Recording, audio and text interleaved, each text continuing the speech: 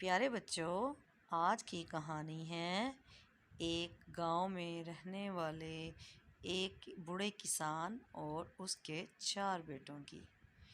یہ بوڑھا کسان ہر وقت بہت پریشان رہتا تھا کیونکہ اس کے 4 بیٹے تو تھے لیکن چاروں کے چاروں بہت کاہل تھے اور انہیں کام کرنے سے بہت تکلیف ہوتی تھی۔ وہ ہر وقت بس فارغ بیٹھے رہتے، سونا، کھیلنا، کودنا، بس کام کرنے کا تو ان کا کوئی دل ہی نہیں کرتا تھا۔ اور کسان بہت پریشان تھا کہ ان بچوں کا کیا ہوگا، اگر انہوں نے کام نہ کیا تو یہ زندگی میں کیسے کامیاب ہوں گے۔ تو ایک دن کسان نے تنگ آ کر اپنے بچوں سے کہا کہ پیارے بچوں، میں تو جا رہا ہوں کہیں، لیکن میری ایک بات سنو، میں نے کھیت میں بہت سا سونا دبایا ہوا ہے۔ کسان یہ کہہ کر گاؤں سے چلا گیا۔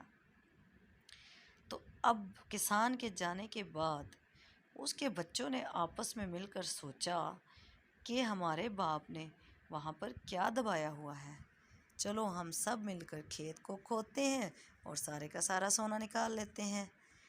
بس پھر کیا تھا، انہوں نے تو صبح شام دن رات ایک کر کے سارے کھیت کو کھود ڈالا، لیکن ان کو کوئی سونا نہیں ملا۔ وہ تھک ہار کر بیٹھ گئے تو وہاں سے ایک آدمی کا گزر ہوا۔ جب اس نے دیکھا کہ بچوں نے سارا کھیت کھود دیا ہے تو اس نے بچوں کو کہا کہ بچوں، تم لوگوں نے اتنی محنت کر کے کھیت تو کھود ہی ڈالا ہے، اب سونا تو ملا نہیں، تو تم لوگ ایسے کرو کہ اس کے اندر ہل چلاؤ اور اس کے اندر بیج کو بو دو۔ تو سب بچوں نے سوچا کہ ہاں بات تو اس کی ٹھیک ہے، کیوں نہ اس کے اندر بیج ہی بو دیا جائے۔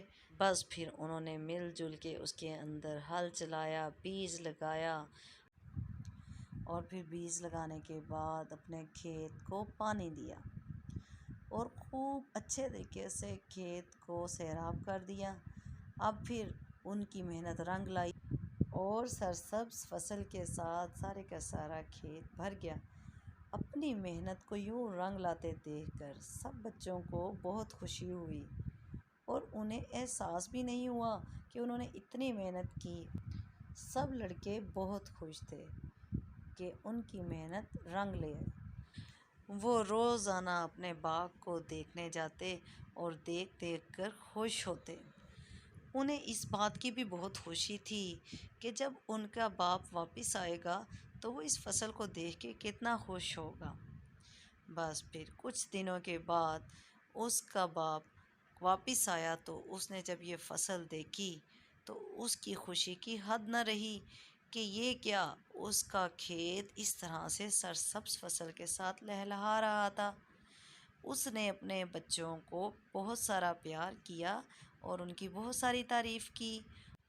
کسان خوش تو تھا ہی، لیکن اسے ابھی تک یہ بات کا یقین نہیں آ رہا تھا کہ اس کے کاہل بچے اتنی محنت کر سکتے ہیں، کہ اس نے اپنے بچوں کو سمجھایا کہ دیکھو بچوں، اصلی سونا تو یہی تھا جو تم لوگوں نے محنت کے ساتھ حاصل کر لیا۔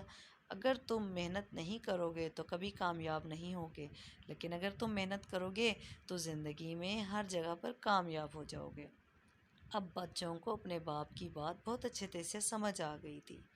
ہاں تو بچوں، امید ہے کہ آپ کو بھی اس بات کی سمجھ آ جائے گی کہ محنت میں ہی برکت اور عظمت ہے۔